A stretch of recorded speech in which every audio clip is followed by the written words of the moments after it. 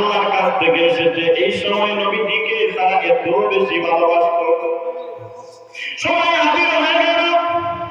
হাজির হওয়ার পর নবীজি বললেন, আমার গোষ্ঠীর লোকেরা,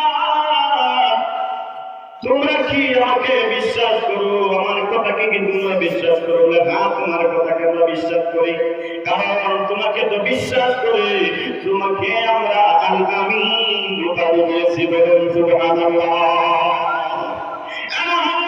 তোমাকে বিশ্বাস করবো না, কেন তোমাকে বিশ্বাস করবো না? তোমাকে তো আমরা আল আমিন উপাধি দিয়েছি। নবীজি বললেন, তাই শোনো, আমি এখন কোথায় আছি বলে তুমি তো উপরে আছো। নবীজি বললেন, আমি যদি বলি পাহাড়ের এই পাশ থেকে শত্রু আসছে তোমাদেরকে ধ্বংস করার জন্য, বিশ্বাস করবা কি করবে না? সবাই এক পাইকে বললো, ও মুহাম্মদ, এটা তোমরা বিশ্বাস করবে? বলেন সুবহানাল্লাহ। নবীজি বললেন, তোমরা যদি এটা বিশ্বাস করো তাহলে শোনো, আমি দেখতেছি তোমরা সবাই জাহান্নামে পথ ধরেছো, সবাই জাহান্নামে যাইবা। আল্লাহ রাব্বুল আলামিনের এক কালিমা তোমরা গ্রহণ করো, আল্লাহকে এক মানো। বলেন সুবহানাল্লাহ।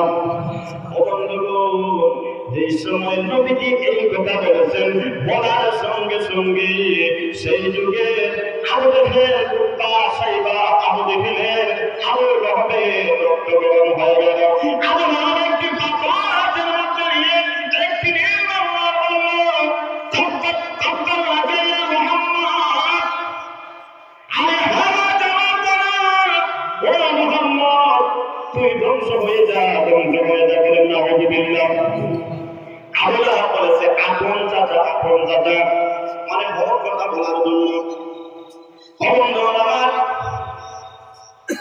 নবীজির মনের মধ্যে বড় কষ্ট এলো। নবীজি একদম বেকুল হয়ে গেলেন। আল্লাহকে বললেন, আল্লাহ গো, আমাকে এমন একজন মানুষ দিল মারলো, সে হলো আমার আপন চাচা। আল্লাহ বললেন, জিবরাইল তাড়াতাড়ি যাও, আমার বন্ধুর মন খারাপ হয়ে গেছে। সঙ্গে সঙ্গে নাযিল করে বলো সূরা লাকাব। সূরা লাকাব জানেন? সঙ্গে সঙ্গে জিবরাইল এসে ডাক দেয়া বলেন, নবী গো, ও নবী, আপনার মন খারাপ করার কোনো দরকার নাই। আল্লাহ রাব্বুল আলামিন বলেছেন, তাব্বাত ইয়াদা আবি লাহাবিন ওয়া তাব। বলেন সুবহানাল্লাহ।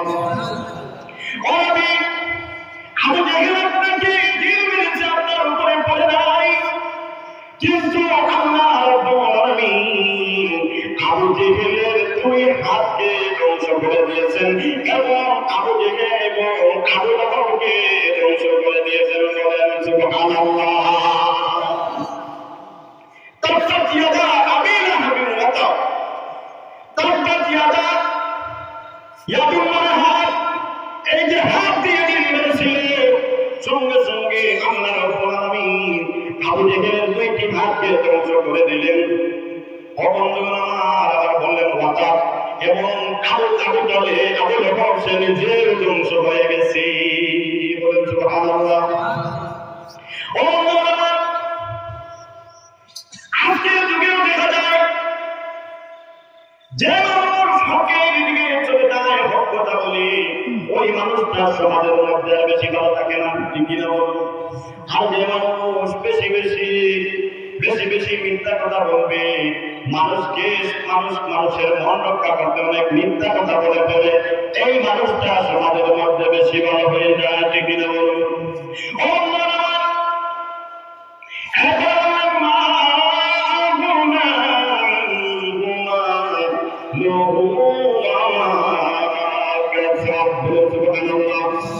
আল্লাহ বললেন, নবী গো, আবু লাহাবের ধন সম্পদ তাকে বাঁচাইতে পারবে না।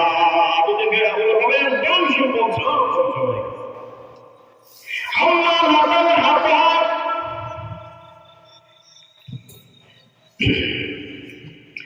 আল্লাহ লাহাব ফি জিদিহা হাবলুম মিন মাসাদ। এটা হয়ে গেছে, ইয়াসলা নারান যাতা লাহাবিন ওয়া ইমরাআতুহু। আবু লাহাবের সমস্ত ধন ধ্বংস হয়ে গেছে। সায়াসলা নারান যাতা লাহাবিন ওয়া ইমরাতুহু, আর সে অতি শীঘ্রই সে অতি তাড়াতাড়ি সে জাহান্নামে নিক্ষেপ হবে। ওয়া ইমরাতুহু, এবং তার স্ত্রীও সে জাহান্নামী হয়ে গেছে। সুবহানাল্লাহ। আল্লাহ তাআলা তার স্ত্রী কার বহনকারী, কেন তাকে কার বহনকারী হলো? ও বন্ধুগণ আমার, যেই দিন থেকে নবী মুহাম্মদুর রাসূলুল্লাহ সাল্লাল্লাহু আলাইহি ওয়াসাল্লাম কালেমা দেওয়া আরম্ভ করলেন, এই দিন থেকে আবু লাহাবের স্ত্রীর নাম ছিল উম্মে জামিল। সে সব সময় দাঁড়ালো কাঠ নিয়ে, বহন করতো, কাঠ নিয়ে হাঁটতো। যেই রাস্তা দিয়ে নবী মুহাম্মদুর রাসূলুল্লাহ সাল্লাল্লাহু আলাইহি ওয়াসাল্লাম হাঁটতেন, এই রাস্তাগুলোর মধ্যে সে টুপে টুপে রাখতো যে এই রাস্তা দিয়ে মুহাম্মদ আসবে, পা দিয়ে টুপে মুহাম্মদ কষ্ট হবে। বলেন নাউযুবিল্লাহ। এই জন্য আল্লাহ বলেছেন আম্মা বাতাল হাজার, তার স্ত্রী হলো কাঠ গ্রহণকারী। সে নবী মুহাম্মদুর রাসূলুল্লাহ সাল্লাল্লাহু আলাইহি ওয়াসাল্লাম সব সময় কষ্ট দেওয়া তার উদ্দেশ্য ছিল। ফিজিদিহা হাবলুম মিন মাসাদ, আর তার গলায় থাকবে খেজুর পাতার পাকানো রশি। হাসরের দিন থাকবে। বলেন সুবহানাল্লাহ। আমি ইসলাম থেকে চলে আসলাম কারণ হয়তো আপনারা আমাকে খারাপ পেতে পারেন যে হুজুর আজকে কেন এই মিজান নিয়ে কথা বলতেছেন।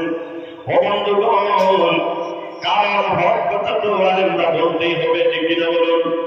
আলেমরা যদি হক কথা বলেন না, তাহলে ওই আলেম নয়। ও বন্ধুগণ, হক কথা বলতে হবে, এতে আপনারা আমাকে ভালো পান আর খারাপ পান, সুবিধা নেই। আপনারা আমাকে খারাপ পাইছেন যে ও বন্ধুগণ আমার, কারণ নবী মুহাম্মদুর রাসূলুল্লাহ সাল্লাল্লাহু আলাইহি ওয়াসাল্লামের আদর্শ হলো, যদি দেখতেন নবীজি যে ওই মানুষটা হারাতে যাচ্ছে, তাকে নবীজি আপ্রাণ চেষ্টা করে ভালো পথের দিকে আনার চেষ্টা করতেন। ও বন্ধুগণ, আমরা কোন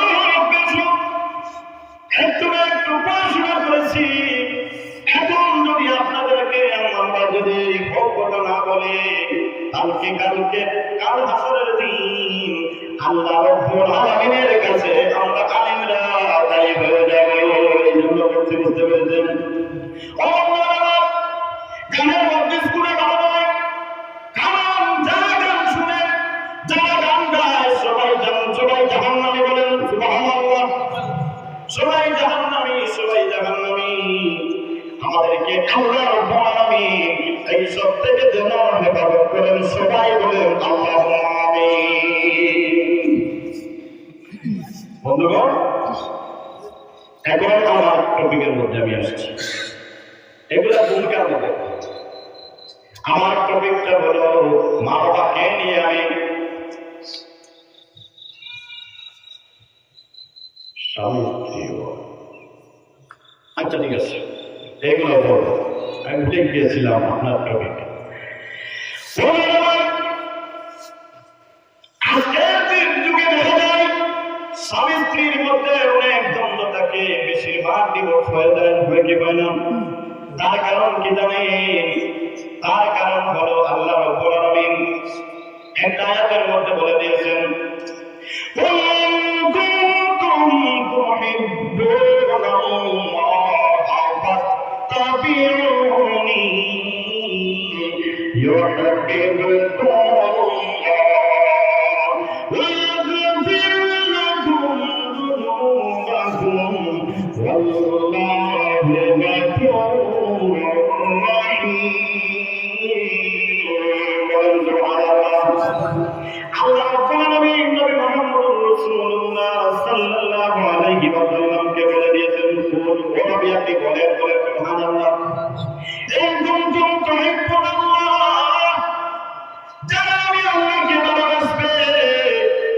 আমি আল্লাহকে যারা পেতে চাই, তারা যেন আপনার ইত্তেবা করে। বলেন সুবহানাল্লাহ।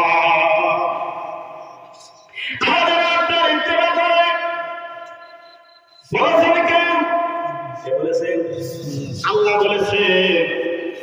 এবং এখন আমার প্রশ্ন হলো, আল্লাহ যেহেতু বলেছেন নবীর ইত্তেবা করা, এখন যদি আমরা শয়তানের ইত্তেবা করি তাহলে আমাদের কি হবে? শয়তানের ইত্তেবা করলে এটাই তো আমাদের স্বামী স্ত্রীর মধ্যে ঝগড়া লেগে যাবে। লাগবে কি লাগবে না? নবীজির ইত্তেবা করলে সব যেদিকে যাইবা এইদিকে সুরা থাকবে, নবীজির ইত্তেবা করবে না যেই দিকে যাইবা এইদিকে ভেজাল হয়ে যাবে। হবে কি হইবে না? বন্ধুগণ আমার, নবীজির সুন্নতের মধ্যে সব সমাধান কিনা? দেখেন, একজন পুরুষ ঘর থেকে বের হয়ে গেল, সে যদি সে ঘরের মধ্যে ফিরে আসলো, এসে যদি দেখে বিবি নামাজের মধ্যে লেগে গেছে, এই সময় যদি পুরুষের বিধান গরম হয়ে যায়, তাইলে এইটাকে পুরুষ, এইটাকে স্বামী স্ত্রী ওয়ালা না, না, এই সময় পুরুষ থেকে খুশি হওয়া দরকার, না বেজার হওয়া দরকার? খুশি হওয়া দরকার। পুরুষ ঘরের মধ্যে চলে আসলো, এসে যদি স্ত্রীকে সালাম দেয়, বলে আসসালামু আলাইকুম, তাইলে এখানের মধ্যে কি স্বামী ছোট হয়ে যাবে? আর সালাম করলে কি ছোট হওয়া যায়? সালাম করলে ছোট হয় না, বড় হয়? সালাম করলে বড় হয়। এখন স্বামী যদি স্ত্রীকে সালাম দেয়, তাইলে আরেকদিন স্ত্রী অপেক্ষায় থাকবে যে স্বামী বাবা আসুক, আজকে আমি আগে সালাম দেব। বলবে কি বলবে না? নবীজি মুহাম্মদুর রাসূলুল্লাহ সাল্লাল্লাহু আলাইহি ওয়াসাল্লাম যে বিবির ঘরে যেতেন, বিবিগণ যদি নবী মুহাম্মদুর রাসূলুল্লাহ সাল্লাল্লাহু আলাইহি ওয়াসাল্লামকে না দেখতেন, নবীজি আগে সালাম দিয়ে ফেলতেন। বলেন সুবহানাল্লাহ। এটা হলো ভালোবাসার মহব্বত, এটা হলো সুন্নতের রাসূল। এটা কি সুন্নতের রাসূল? আচ্ছা, আপনারা বলেন, মানুষকে কি পিটিয়ে কি মানুষকে সাইজ করা যায়? মানুষকে কি শোক বানানো যায়? না, না, মানুষকে আঘাত করে মানুষকে ঠিক করা যায় না। তোমার ব্যবহার দিয়ে তুমি মানুষকে ঠিক করতে হবে। ও আমার, হয়তো আমেরিকার মধ্যে অনেক ভাইরা শিক্ষিত থাকতে পারেন, না থাকতে পারেন, ডিএলএড করনেওয়ালা মানুষ থাকতে পারেন, বিএড করনেওয়ালা মানুষ থাকতে পারেন।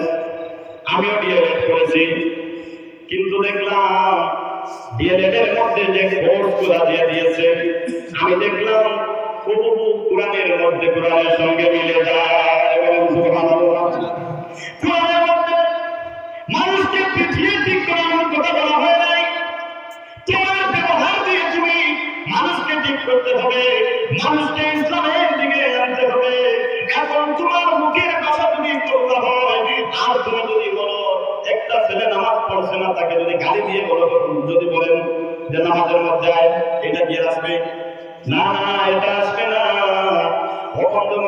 তুমি কৌশল অবলম্বন করতে হবে।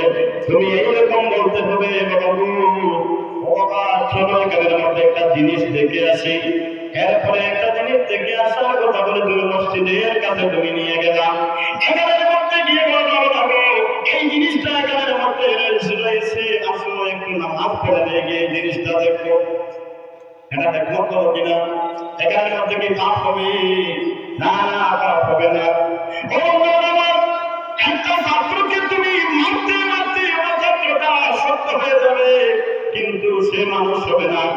কিন্তু তাকে প্রেম দিয়ে ভালোবাসা দিয়ে সেই ছাত্রটাকে তুমি তোমার বশ করতে হবে, ঠিক না?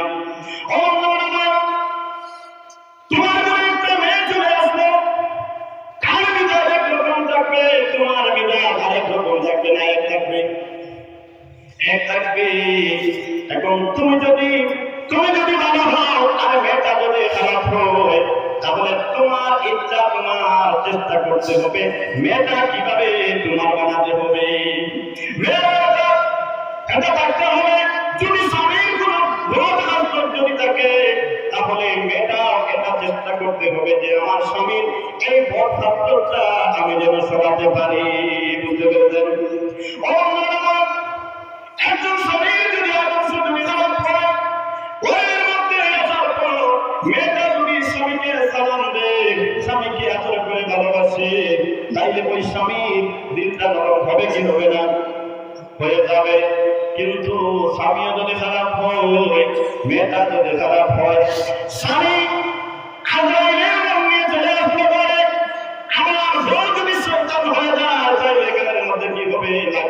কিনা? ও বন্ধু আমার, এটা হলো বুঝাবুঝির মাধ্যমে এটা করতে হবে। ও বন্ধু আমার, নবী মুহাম্মদ রাসূলুল্লাহ সাল্লাল্লাহু আলাইহি ওয়াসাল্লাম একদিন আয়েশার ঘরে ঢুকে গেলেন, গিয়ে দেখলেন আয়েশা পানি পান করে রাস্তায় গালের মধ্যে রেখেছেন, কিন্তু এই দিন নবীর পানির কোনো পিপাসাই নাই। বলে সুবহানাল্লাহ। নবীজি ইচ্ছা করে সামান্য পানি গ্লাসের মধ্যে রয়েছিল, এই পানিগুলা যেই জায়গায় আয়েশা যেই গ্লাসের যেই জায়গায় মুখ লাগাইয়া মুখ লাগাইয়া পানি পান করলেন, নবীজি এই জায়গার মধ্যে মুখ লাগাইয়া পানি পান করলেন। বলেন সুবহানাল্লাহ। আয়েশা থেকে খুশি হয়ে গেলেন। একদিন নবীজি আয়েশাকে নিয়ে রাস্তার মধ্যে হাঁটতেছেন রাত্রিবেলায়। আয়েশা ওই দিন মনটা কিছু ভালো ছিল। নবীজি বললেন, আয়েশা চলো আজকে একটা প্রতিযোগিতা করি, আজকে একটা দৌড়ের প্রতিযোগিতা করি। একটা দৌড়ের প্রতিযোগিতা করলেন।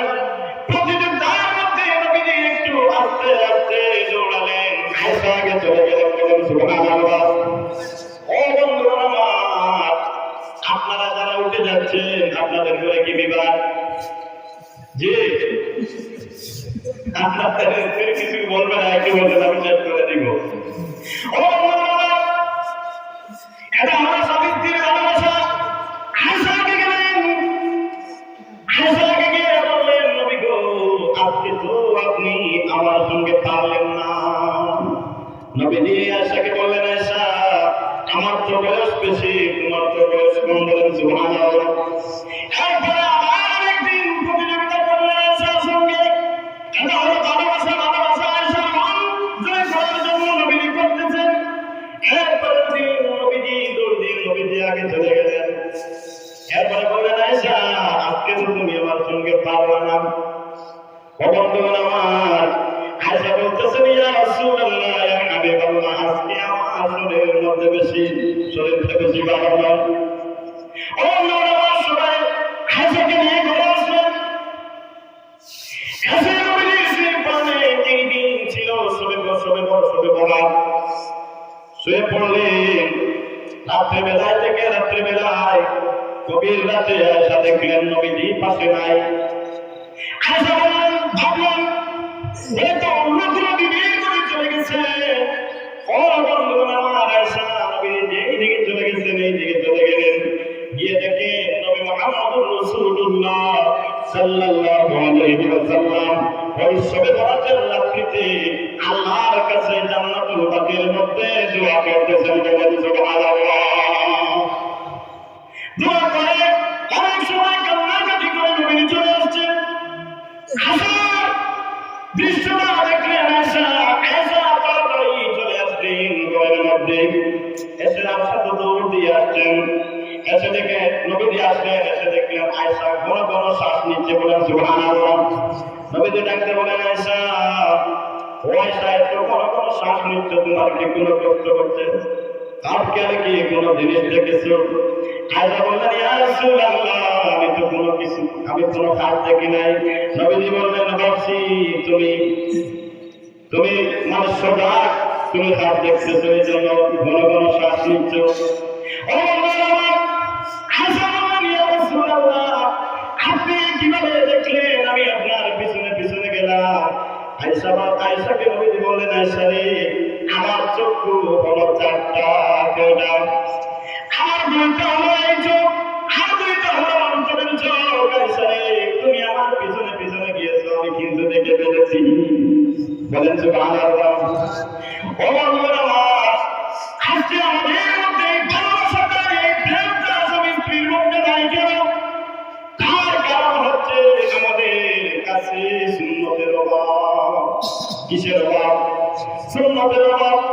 প্রথমে আমরা নামাজ পড়ি না, এরপরে আমরা নবীর সুন্নাত আদায় করি না, যার জন্য আমাদের মধ্যে একটু গন্ডগোল লেগে যায়। আমরা যদি পাড়ায় সাহাবীরা যেভাবে নবীজির অনুসরণ করেছেন, নবীজির ইত্তেবা করেছেন, এইভাবে যদি আমাদের কাজ যদি সাহাবীদের মতো হয়ে যায়, আমাদের মধ্যে আর কোনো গন্ডগোল থাকবে না।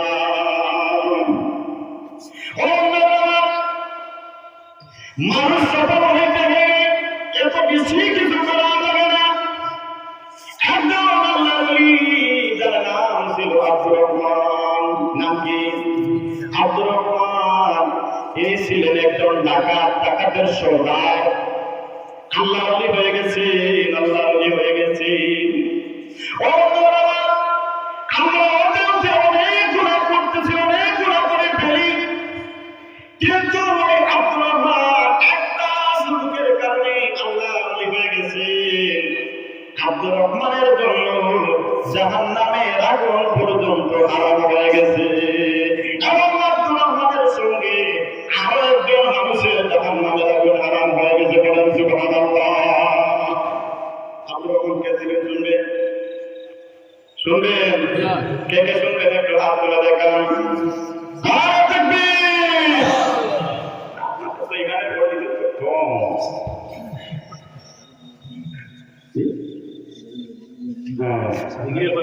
আচ্ছা, আপনারা যারা পেয়েছেন এই পরিটা আল্লাহ আমাদেরকে কি জন্য দিয়েছেন? আমার নাম নেওয়ার জন্য দিয়েছেন। তো যে আল্লাহ ব্যাপার বললেন, বোঝা গেল যে আপনার উপরে আমরা মানে বেজা, খুশি না, সন্তুষ্ট না। আল্লাহ আমাদেরকে বেশি আজকে হয়তো বেশি ভালো খাবার দেন, এই জন্য আল্লাহ উপরে খুশি না। যে জিকির তো হবে বা শুধু জিকির হবে, এটা তো জিকির, এটা আল্লাহ কাছে জিকির না। যে তাহলে বলে না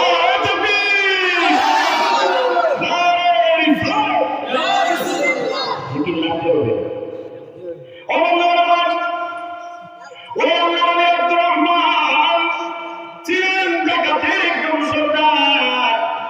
তাদের পার্টির মধ্যে 5 জন ডাকাত দিলেন। কয়জন?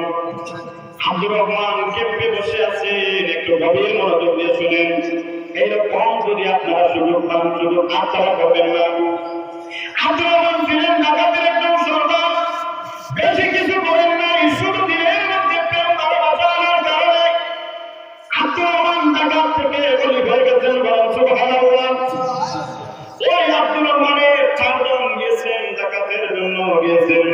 একটা পাহাড়ের মধ্যে গিয়ে দেখি তাহাজ্জুদের ওয়াক্ত হয়েছে। এই সময় 3 জন মানুষ তাহাজ্জুদের নামাজ পড়ার জন্য বের হয়েছেন। বলেন সুবহানাল্লাহ। এই যে 3 জন মানুষ বের হলেন, একজন হলেন বৃদ্ধ, একজন পুরুষ, আরেকজন বৃদ্ধ, একজন মহিলা। আর এত সুন্দর ওই বৃদ্ধ মানুষটার একটা মেয়ে। বলেন সুবহানাল্লাহ। ওই মেয়েটাকে তারা 4 জন ধরে আনলেন আব্দুর রহমানের বাড়িতে। আব্দুর রহমানের ক্যাম্পের মধ্যে আনলেন, তাদের ক্যাম্পের মধ্যে আনলেন। আমার বড় মেয়েটা রাজা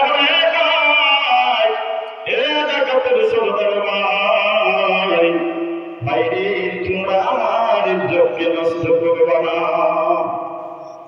আমি সাধারণ কোনো মহিলা নয়, আমি সাধারণ কোনো মহিলা নয়। আমি জানি তোমরা অনেক মহিলাদের ইজ্জত তোমরা নষ্ট করেছো। তোমরা আমার ইজ্জত নষ্ট করলে অবশ্যই তোমরা জাহান্নামে